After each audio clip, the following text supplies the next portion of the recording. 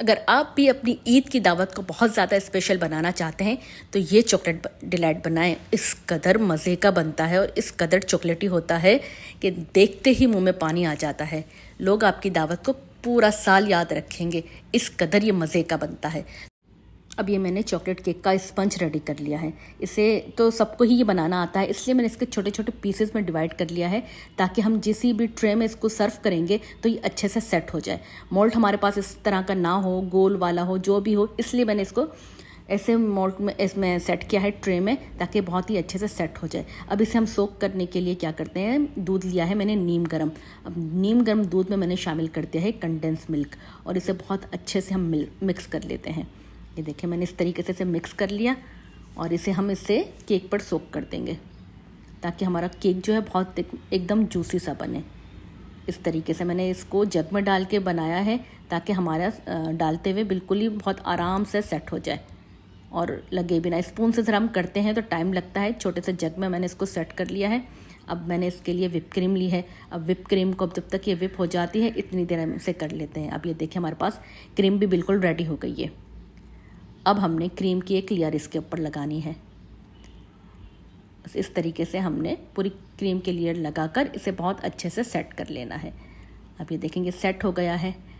अब हमने करना है चॉकलेट गनाश रेडी करना है। चॉकलेट गनाश के लिए मैंने 1 कप दूध लिया है और दूध के साथ ही मैंने 1 कप शामिल कर दिया है इसमें milk powder. Full cream milk powder होता है ये, वो मैंने लिया है और इसे बहुत अच्छे से मिक्स कर लेते हैं। अब जैसे ये मिक्स हो जाएगा उसके बाद हमने इसमें शामिल करना है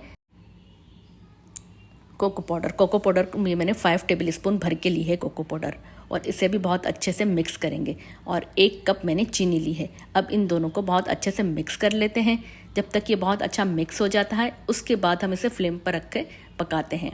जब तक ये बिल्कुल अच्छा सा हमारा पक नहीं जाता 2 से 3 मिनट तक हम इसे पकाएंगे। ये देखिए मैंने इसको फ्लेम पर रख दिया है और ये बहुत अच्छा पक गया है 1 से 2 मिनट में। बस इस बात का ख्याल रखना है कि फ्लेम बहुत ही ज़्यादा स्लो हो। अब ये हो गया है मेल्ट। अब मैंने ली है चॉकलेट। चॉकलेट का पूरा बाउल था, वीडियो स्किप हो गई है लेकिन मैं आपको बता देती हूँ। ये देखें चॉकलेट का पूरा बाउल भरा हुआ था, वो मैंने छोटे छोटे पीसेस करके इसमें शामिल कर दिया है और इसको पका लिया है। इसे हमें बहुत ज़्यादा नहीं पकाना, सिर्फ 1 मिनट से ज़्यादा हम नहीं पकाएंगे जब तक हमारी चॉकलेट मेल्ट नहीं हो जाती, क्योंकि हमारे पास गनाश जो है वो बहुत ज़्यादा गर्म है। इसको चॉकलेट में जैसे ही इसको चॉकलेट शामिल करते हैं ना तो फ़ौरन से ये मेल्ट हो जाती है। अब देखिए ये हमारे पास मेल्ट होकर रेडी हो गया है। अब 1 लेयर हमने विप क्रीम के ऊपर ये इसकी एक लगानी है चॉकलेट गनाश की और इसे अच्छे से लगाकर हम स्पून की मदद से किसी भी चीज़ से हम इसे सेट कर सकते हैं।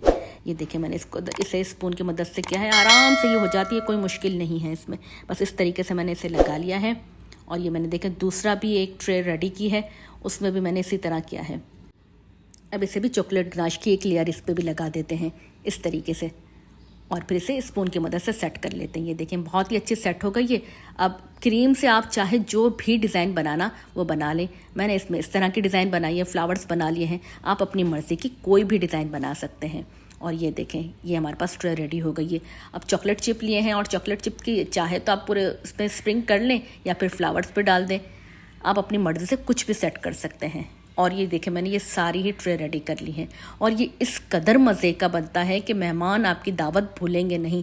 इस कदर ये चॉकलेटी बनता है, इसे देखते ही ऐसा मुंह में पानी आता है। तो बस आप भी अपनी दावत को स्पेशल बनाएं और ये चॉकलेट डिलाइट सबको खिलाएं।